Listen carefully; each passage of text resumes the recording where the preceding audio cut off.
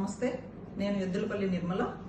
నిన్న సాక్షిలో ఒక కథనం ప్రచురితమైంది.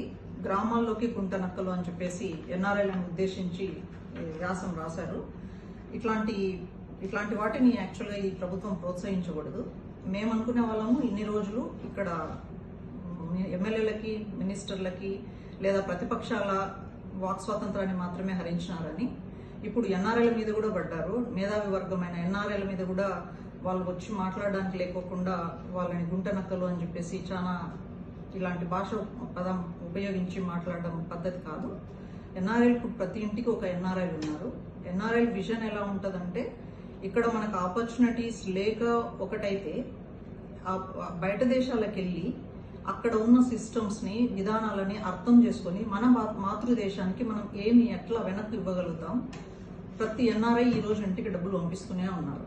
అంటే ఎంత మన ఎకానమీకి అది ఉపయోగపడుతుందో ఆలోచించుకోండి. 150 దేశాలలో పనిచేసే ఎన్ఆర్ఐలు డబ్బు ఇండియాకి పంపించడం ఆపేస్తే మన విదేశీ మారక నిల్వల పరిస్థితి ఎట్లుంటుంది అదొకసారి ఆలోచించుకొని ఎన్ఆర్ఐలను టార్గెట్ చేసేటప్పుడు మాట్లాడండి.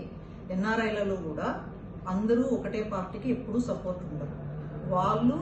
వాళ్ళకి నచ్చిన ఏ పార్టీ యొక్క విధానాలు, పద్ధతులు నచ్చుతాయో దానిని బేస్ చూసుకుని వాళ్ళు దానికి పనిచేస్తారు.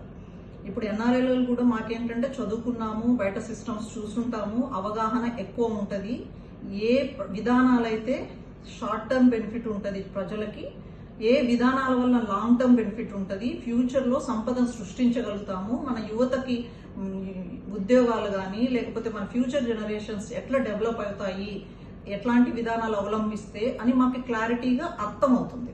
ఇక్కడున్న జనాలకి అందరు చదువుకున్న వాళ్ళు కాదు కాబట్టి, ఇంకా పల్లెల్లో ప్లస్ చాలా మంది నిరక్షరాస్యులు ఉన్నారు కనుక చాలా మంది షార్ట్ టర్మ్ తాయిలాల కోసం ఇన్ఫ్లుయెన్స్ అవుతారు. కాబట్టి మేము 3 వారాలు 4 వారాలు ఉన్న సెలవులన్నింటినీ ఉపయోగించుకొని ఇంత వ్యయ ప్రయాసాలకు ఓడ్చి ఇక్కడికి వచ్చి జనాలని చైతన్యం పరచడానికే వస్తాం.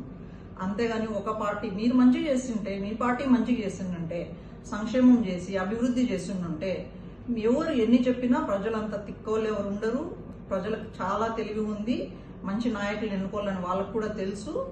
కాబట్టి మీరు మంచి చేస్తుంటే మీరు ఎవరి మీద పడి దూషించాల్సిన అవసరమే కాదు. అదొకటి గుర్తుపెట్టుకొని మీరు చేసిన పని మీద ఫోకస్ చేసుకుంటే బాగుంటుంది, ఇంకొకరిని దూషించే కంటే. ప్లస్ ఎన్ఆర్ఐల పాత్రని ఎప్పుడూ తక్కువగా అంచనా వేయకూడదు. ఎందుకంటే ఇక్కడున్న మీకు ఎంత దేశభక్తి ఉంటుందో దానికి రెట్టింపు 4 రెట్లు ఎక్కువే మాకు దేశభక్తి ఉంటుంది. ఎందుకంటే మేము ప్రతిరోజు మా దేశాన్ని మిస్ అవుతాం, తల్లిదండ్రులను మిస్ అవుతాం, మన ఫుడ్, మన ఆచారాలు, పండుగలు ప్రతిదీ మిస్ అవుతా ఉంటాం. కాబట్టి మాకు ఆ లోటు వాల్యూ మాకు ఎక్కువ తెలుస్తుంది. కాబట్టి మాకు చాలా బాధ కూడా ఉంటుంది, మన భారతదేశము, మన జన్మభూమి ఎందుకు ఇంకా ఇట్లా వెనకబడిపోయిందని. కాబట్టి ఏదో ఒకటి మన దేశానికి, మన పెరిగిన ప్రాంతానికి వెనక్కు చేయాలి అనే ఉద్దేశంతోనే ఎన్ఆర్ఐలు వస్తారు. వాళ్ళకి ఏది పర్సనల్ అజెండా, ఏమైనా గెయిన్ అవుదాము దీనివల్ల అని ఎవరికి ఆ మోటివ్ ఉండదు. అని డబ్బులు ఖర్చు పెట్టుకుని ఇంత టైం వెచ్చించి వస్తున్నారంటే సొంత లాభం కోసం ఎవరూ రారు. అది మీరు దయచేసి గుర్తు పెట్టుకోండి. ఎన్ఆర్ఐలను దూషించే ముందు ఒక్కసారి చరిత్రలోకి వెనక్కి వెళ్ళండి.